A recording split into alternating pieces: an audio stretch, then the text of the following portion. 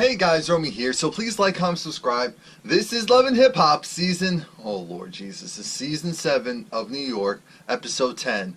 Don't mess with the X. Well, the Exes. It starts off with, of course, Joel's. He goes to meet up with Drewski because there's, Joel's is a part of this, charity basketball game setup. And the thing with that is, he's meeting up with DJ Drewski because they actually have known each other for years. And DJ Drewski wants to go and do all the talking. Drewski decides, I've been going through some stuff with my girl, and I decided to have this fun idea of setting up the camera in the living room, placing my phone on the counter, leaving and seeing what she'd go and do. I'm thinking, oh God, why would he? Alright, so he goes, he does that, and she does exactly what he thought she would do. She snooped right on through the phone, and his whole mentality is, I don't understand why she looked through the phone, why she was snooping through the phone. I'm looking at him as if, wait, did we not just see what happened in the past, what was it, like 5 episodes prior to this one? Where you were going and, yes, did we think you were going to full on cheat on your girlfriend with Bianca? No, but the whole thing is you entertained the thought of, alright, let me go and just play the game with this woman who likes me so I can get this record done, and then we can move forward. That's, do you see why your girlfriend would think, maybe he's up to no good, maybe he's playing around, and even just playing around is too much for her? The fact that Joel's is looking at him like, what the hell, did this man really go and tape her? And to make it worse, he releases it onto the web. It's like, oh, you see what my girl... That's some stuff that you did in, like, the early, 2012 to maybe 2014 on Twitter. Not even Instagram, on Twitter, as a joke. Like, oh, this is what my girl be doing when I leave my phone. This is why you put a lock on the phone. No, this is why you don't go and put in her mind that you're going and doing stuff around town. That's what it really is. And, of course, cheers. Peter Guns goes and has a conversation with Rich, and Rich is over it because Rich is just like, F Cisco, F the whole situation. Peter goes, lets me know that Cisco's mother is sick, that's why Cisco's acting funny. Now I do agree with Rich. We have seen this consistent pattern of Cisco whenever there's a problem, he goes and handles it by blowing up on people and not ever really saying what the problem is until it's already over or he's already deep into it. And so if you just say from the beginning that, yo, I need some help, I feel like I'm sinking because it's too much right now, it's too much right now with my family, it's too much right now with my mom, whatever it is, then people understand that. Believe it or not, people do understand that. What they don't understand is when you go and blow up on them. But Rich is acting like, no, I just can't. We get it. He's your real friend, so you probably had to deal with this on many occasions. This probably isn't the first time. But to bring Mariah Lynn into this, you weren't really into her like that. So let's not use that excuse. If anything, you can say, okay, him trying to block the business ventures, the professional side, especially since you're supposed to be friends, that's what you're upset about. I can understand that. I can understand technically the relationship portion as well, but only to a smaller extent. Now, Erica has a birthday party, and of course Samantha's there, and it was so cute to see Lil Mendices and Erica's son. Was it Asim? Maybe it's Asim. Maybe I do know. Oh Lord, I know these kids' names. They're playing together. It's nice and it's cute. So it's like, oh my God, I was like, oh, so cute. I love the fact that they grew up, kind of showing affection to each other, because I feel like, especially, not especially, but for men, as far as like your brothers and stuff, it's just like, oh, hey, cool. But no, they're like, oh my God, I love my bro. I was like, oh, okay, that's really nice. And Judy comes a little bit later, and Yandy was not invited. So Judy's there, and they want to go and have a conversation with Judy outside. Of course, Samantha's mom, Kim, she stays in. She's like, I actually have real health issues. I cannot go and entertain this foolishness anymore. That's when you know it's real, because she's been making sure she stays out of it, because she physically can't handle the mess. And I'm not mad at that. I respect that immensely. They have a conversation with Judy and let her know that, so why is Yandy not here? Yandy says she wants to be all here for the kids. I'm thinking, you just said that you didn't invite Yandy. Judy is just like, Of course I got the invite, but Yandy didn't tell me anything about this, so I'm assuming she didn't know. So of course Yandy's not going to be there. It's like, oh, of course it gets to her because everything else gets to her, so of course it's got to her. Maybe not. If you were being really petty, maybe not. Yandy may not be in contact with people that would let her know, oh yeah, so are we going to carpool to so-and-so's, to Asim's party? I mean, that's a possibility. And for them then to go to Judy like, oh, so did you know that she was married? Judy said, in my eyes, they are married. I'm thinking, in the court of law, they're not married. So Yandy needs to stop doing all of that when it comes to that portion. But we understand that they are fully committed to each other. So as far as that portion of the marriage, that's ironclad. We understand that. And we understand why she's not, well, at least I understand why she's not married to him at this point. But we can't do this whole back and forth of, oh, the ring, when you purposely didn't send in the documentation. As long as you stop doing that, and I saw what you did on social media with that afro, and with that shirt, and with the song, and talk about how you marry, and forget all these bees, and oh God, Andy, you're too mature for this. You're actually getting money. Stop it. It's like with DJ Self. I know DJ Self actually has money, so when he goes and entertains all this foolishness, I don't understand it. Speaking of that, Major Galore is practicing. Now, mind you, I'm looking at this like they're practicing in a church. What are the lyrics to the song? Because why are they practicing in the church? Oh, I almost went off on. I said, Miss Mona Scott Young, what are you doing? This scene should have never happened here. I don't care what it's about. All this mess in the church. All this mess in the church. I get it's real life, but this isn't right. Of course, Cisco's there because he wants to go and pick her brain. He knows that she's working with Self. That's the only reason why he's entertaining that. Of course, he's kind of lightweight flirting with her. She's lightweight receiving it. And he lets it be known, so what's going on with you? Well, I'm performing for Powerhouse. Well, I know that, of course, you get money and you could help me with the music side. I want to make sure that I beat Mariah Lynn. And he was like, oh, Mariah Lynn?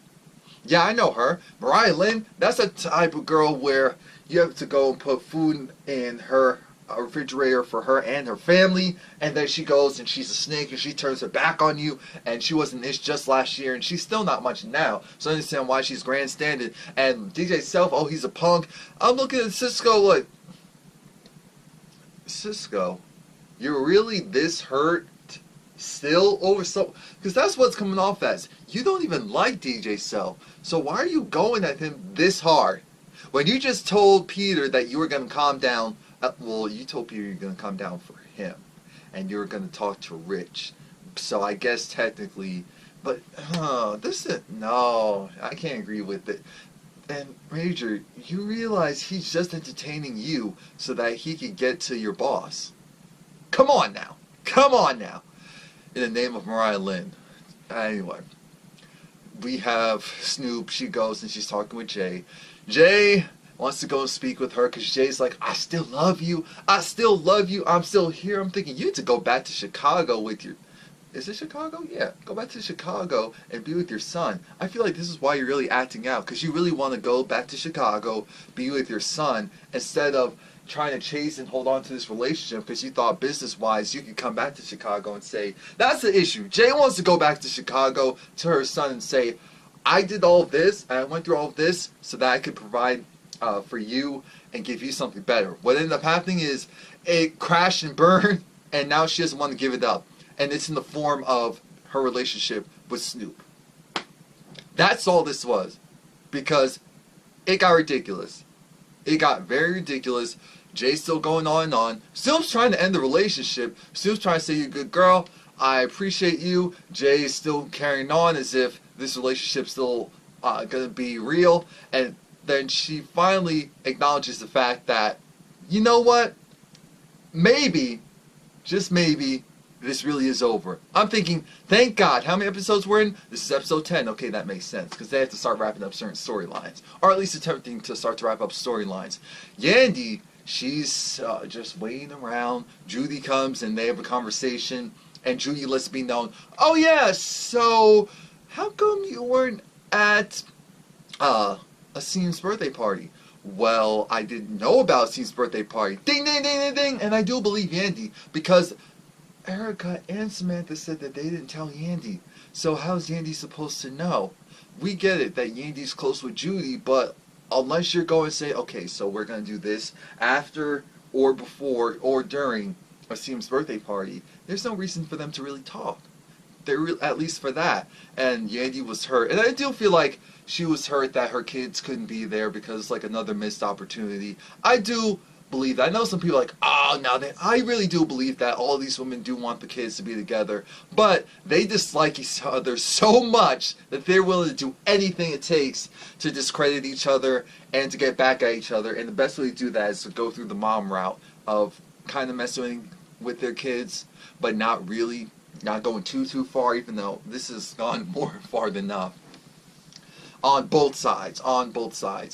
And with that, Yandy goes and confirms that she has the recordings, that Samantha's so-called friend has, Coco, went and gave her at least 30 recordings that were mainly Erica-driven. They were Erica-driven hate speeches directed at Yandy. And that, at first, I thought, wait. But then I realized Erica really doesn't like Yandy, so I could actually see that. Not only can I see that, because Samantha, she doesn't like Yandy, but I feel like Samantha, she really is irritated, just want to be like, girl. I feel like if Yandy and Samantha have one good fight, even though it should never have to come to that, especially since they have... I feel like if they just have one good fight, regardless of who won or who lost, and say, let's start over, then they could be good, because I think they personally have kind of nitpicked at each other, whereas with Erica has shown that she doesn't like Yandy, and she probably has some issues with the past with Samantha as well. I can see that as well. But Erica was saying a lot during those things. Those recordings are real. Some of them did. I can't say leaked because I think they were just flat out posted online. DJ Self now has his little preemptive performances for Major Galore and Mariah Lynn. The goal is to see who's going to perform at the Powerhouse pre-stage. And essentially he has part of the Creep Squad there to go and do the, okay, this performance was good, this is why. This performance was good, this is why. What ends up actually happening is Major Galore's like, oh, wait. I'm supposed to be singing to a backing track. Can we start over? I said, it's not how you, well, of course it is how you start a performance and all the way through, but you can have a bad start and pick it up and just kill it. So then they restarted, and it was maybe like 25 seconds. I'm thinking, wait a minute, this isn't even, you couldn't even get to the hook. Like, why are they playing around with us? How long was that venue open? Why couldn't... Come on now. Mariah Lynn said, oh, you're giving me 15 seconds? No. And then it was getting to the meat of the song. It's like, oh, delivery. It's kind of sound, okay, it's sounding pretty generic, but like I said, that's pretty fine for what's going on in music right now. Because, again, the delivery, the fact that Mariah Lynn looked like she was actually going to put on a stage performance, the fact that Mariah Lynn, remember when we were clowning Mariah, not clowning, but saying how, Lord, Mariah Lynn on that stage, but now it's like, she's taking this seriously, so I have to give it up to her, regardless of if you like it or not. She's definitely taking this more seriously, putting more time into it. So now, part of the Creep Squad, which is Rich and DJ Self and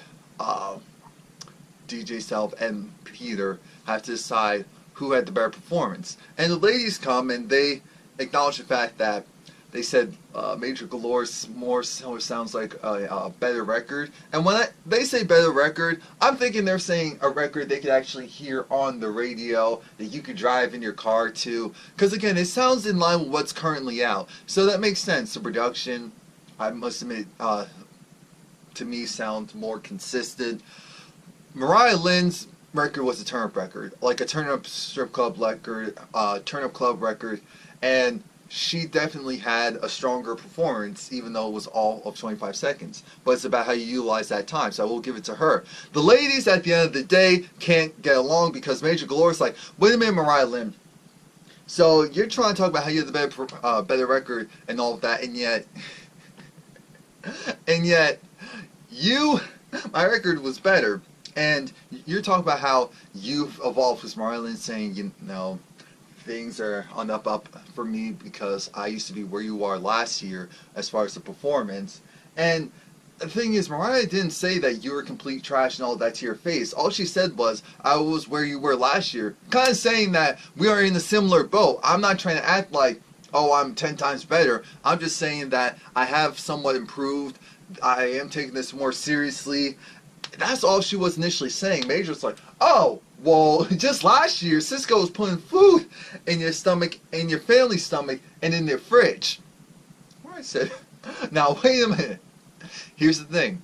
Do I believe that Cisco probably bought Mariah Lynn some stuff? Absolutely. Should that matter? Absolutely not. Especially the fact that Cisco would bring some. See, that's why I'm like, Cisco, I get it, but you're the type of person where I feel like I have to be perfect around if I'm going to be around them, because if not, if you help me out in any other way, if I don't have my stuff together, you can go and throw whatever you want back in my face, and I don't like that type of person.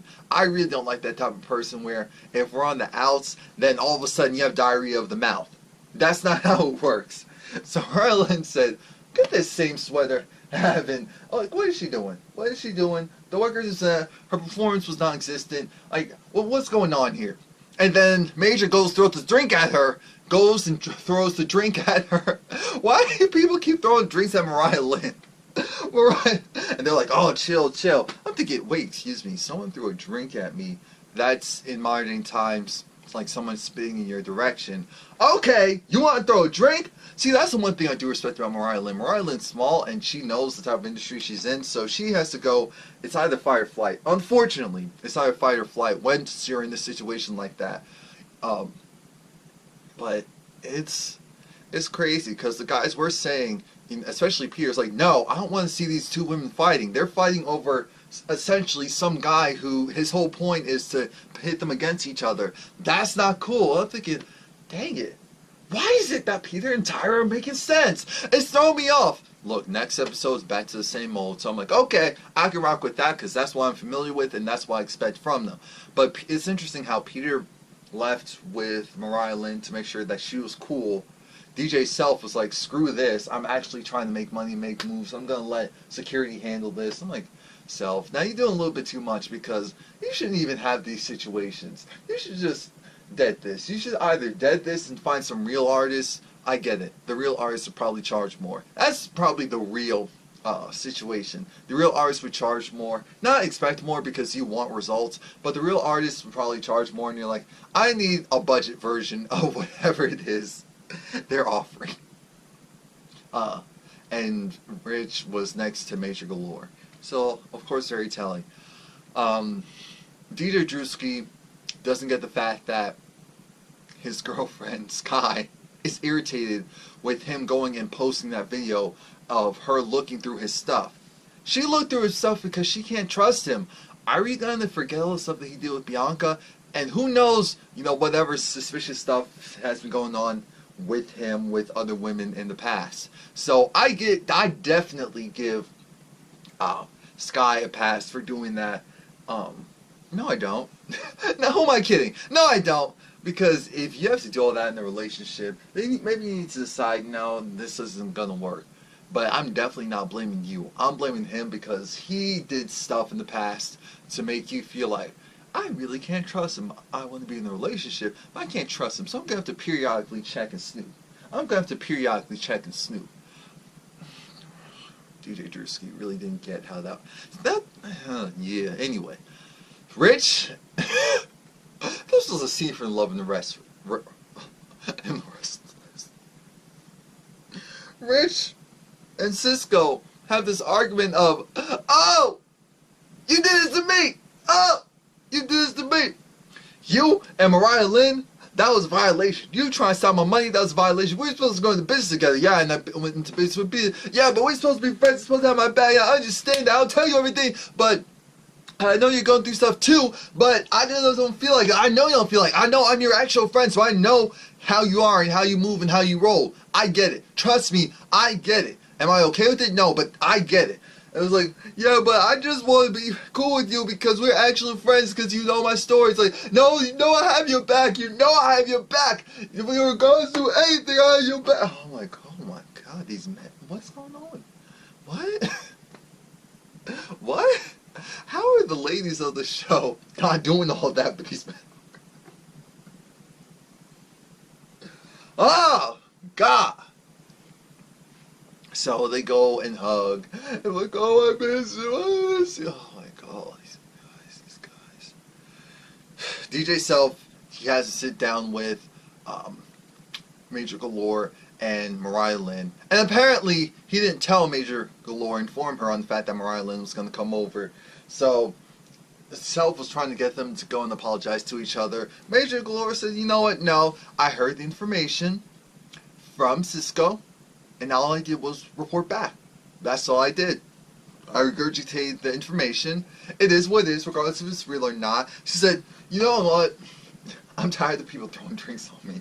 Mariah Lynn has this full bottle of water and throws it, and most of it lands on DJ Self. So that's when Self decides, you know what? Both of y'all need to sit down. Y'all need to come to some general agreement, regardless of who's performing and who's not on the pre-stage, because that was kind of a flop. Both of your performances were kind of lackluster. I expected more.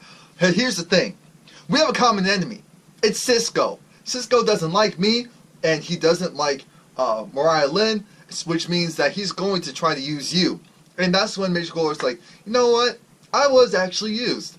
I let it happen, but I was actually used. So regardless of how I feel about Mariah Lynn, at the end of the day, we all have a common enemy, and it's Cisco. So let's go after him. I'm thinking, okay, if that's what the storyline needs. Samantha has a conversation with Mendices, and Mendices is over it. He's just trying to figure out, why are you ladies plotting against my wife? Why are you doing all this? Samantha lets it be known, here's the thing with your wife. Your wife wasn't married to, it's never officially married to you, is that correct? No, regardless of what's going on. No, is that correct? Regardless of what's going on. So of course he wasn't going to go say all that. But it's like, but you're still going at her. The babies aren't able to go and play with each other. And she said, hold up, that's not my fault. That is your wife's fault, because all the things that she's been doing, all the things that she's been saying. But I've been hearing that you've been plotting with Erica to release information on her, try to break us up, all that. Regardless if that's the truth or not, it doesn't matter. The matter of the fact is, your son's actually doing very well in school, and I am taking care of him. All anyone wants to talk about is how these issues I have with Yandy, when your son's doing well, but I'm never going to get the credit for that. It'll only go to your wife, which makes absolutely no sense. And my thing is, Samantha, if that's how you really feel, then that's what you should be promoting. Stop doing this whole we need to take down Yandy train and promote the fact that you are a good mother, and let that speak for itself instead of having to go back and forth with Yandy, instead of plotting with Erica, because that's all people are going to focus on. They're going to focus on you plotting with Erica to go after Yandy. Now, Yandy, because Mendices said, you know that Erica knew that I was in a relationship with you when you were pregnant, and she was the side chick, and she still let it happen. Samantha said, regardless of that, I'm cool with her now. Regardless of that, we're going after Yandy. And see, I told you. What? Rewind it. I told you. She does not care. All she sees is red with Yandy. She doesn't care what Erica did. Erica isn't a saint. That's why I always side-eye everything that comes out of her mouth. Because I believe what she's saying for the most part. But she clearly is the type of person that is, oh, so you hurt me, or you have a current situation? I'm going to go into your situation, blow it up, and expose the truth, or in some cases, fabricate one or two things so I can get my point across. Is she a bad person? No, that's not what we're saying. But what we are saying is, just like Yandy isn't perfect, just like Samantha isn't perfect, Erica isn't perfect. That's her particular flaw that's showcased on the show. Samantha's is, she sees red. She sees red right now, and instead of really allowing us to have her voice be heard, we're just getting this, like, if you just breathe, woosah a little bit more. And then Yandy wants to paint this perfect picture. She acknowledges the fact that there's imperfections, but she's still painting this perfect picture with colors that don't mesh well together. And those colors are DC's Exes. That's what it is. Speaking of that, Judy and Yandy go and have a conversation with Erica and let it be known that we know that you have information on us. We know that you've been taping stuff and trying to go and do the smear campaign. And then Samantha comes in like, wait a minute, excuse me, I don't care what's going on, but the fact of the matter is, you're not married, are you? You're not actually married, are you? Well, you know, I'm tired of you lying bee. Man, you say, lying what? Excuse me? Lying what? Oh, okay, boom! I said, Yandy, you did that to Samantha. Samantha doesn't seem like someone who play. Yandy, that wasn't. So after all these seasons, now you're gonna look. Erica even acknowledged the fact that yeah, she recorded Samantha. She's been recording Judy. She's been recording everyone. Yes, she has tapes on everyone because she needs insurance policies. And that's where I sign out. Please like, comment, subscribe. Come back next week.